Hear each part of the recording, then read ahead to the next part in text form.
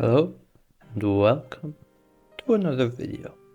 Today we'll be taking a look at the July days of 1917 in Russia.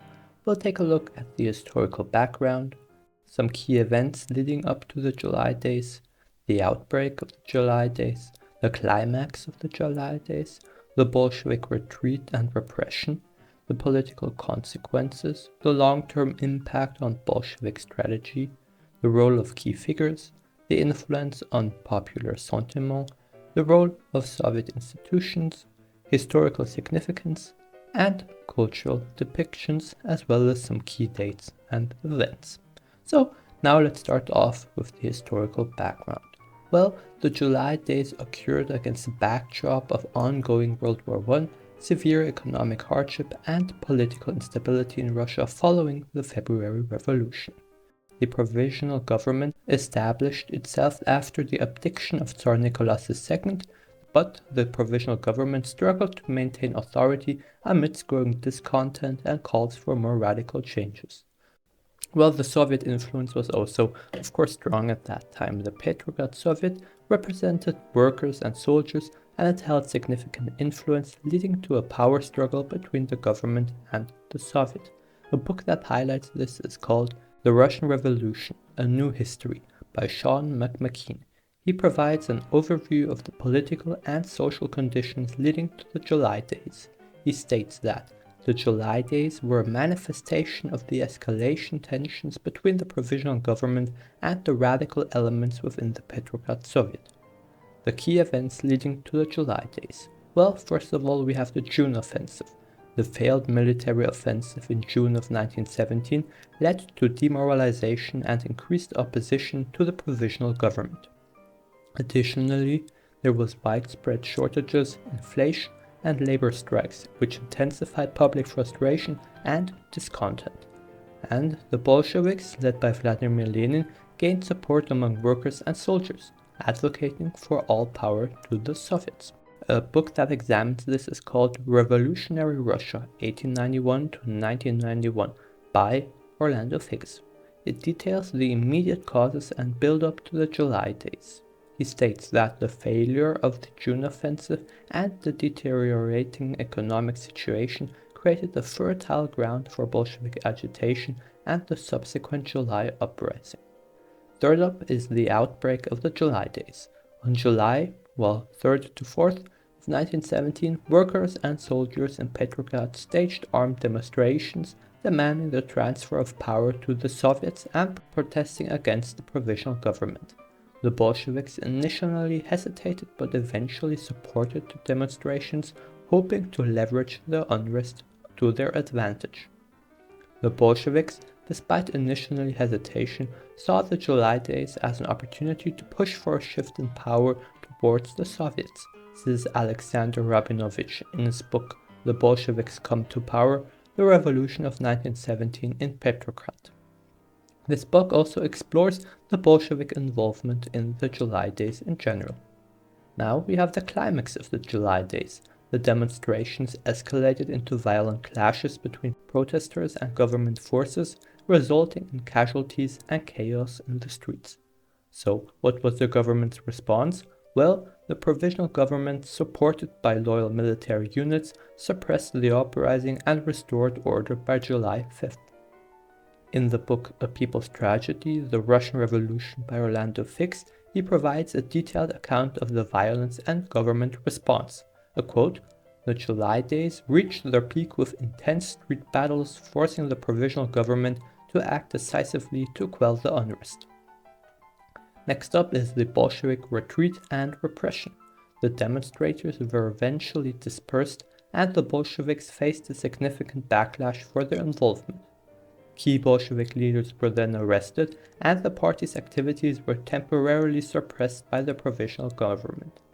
The July days ended with a crackdown on the Bolsheviks, who faced arrest and temporary setback in their revolutionary momentum, says Sheila Fitzpatrick in her book The Russian Revolution. Now, there were of course also political consequences. The failed uprising led to a temporary decline in Bolshevik popularity and credibility among the workers and soldiers. The provisional government used the opportunity to strengthen its position and assert control over the capital. Of course, these July days also had some long-term impact on Bolshevik strategy. The Bolsheviks reassessed their strategies, focusing on rebuilding support and preparing for a more organized and decisive push for power. The suppression of the July days fueled further radicalization among the Bolsheviks and their supporters, setting the stage for future revolutionary actions. Now let's take a look at the roles of some key figures. First up is of course Vladimir Lenin. Lenin played a crucial role in navigating the Bolsheviks through the crisis, advocating for strategic retreat and regrouping. Next up is Alexander Kerensky. As the Prime Minister of the Provisional Government, Kerensky took decisive action to suppress the uprising and reinforce authority. Now let's take a look at the influence on popular sentiment. The suppression of the July days created a temporary shift in public sentiment against the Bolsheviks, with many viewing them as reckless agitators. But the workers and soldiers, at least some of them, despite the immediate setback, the underlying grievance of workers and soldiers remained, continuing to erode support for the provisional government. A book that examines this is called The Russian Revolution, A New History by Sean McMcKean, and he explores the impact on public sentiment and support. This can clearly be seen in the following quote. While the July days setback damaged Bolshevik support, the enduring discontent among workers and soldiers foreshadowed further revolutionary developments. Next up is the role of Soviet institutions. The Petrograd Soviet played a critical role in the unfolding events, balancing its dual role of supporting workers' demand and maintaining order.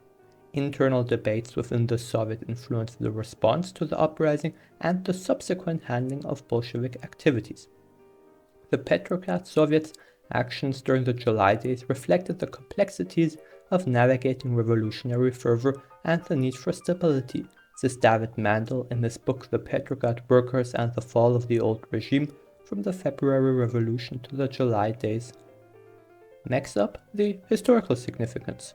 Well, the July days, despite their failure, highlighted the vulnerabilities of the provisional government and the potential of revolutionary change.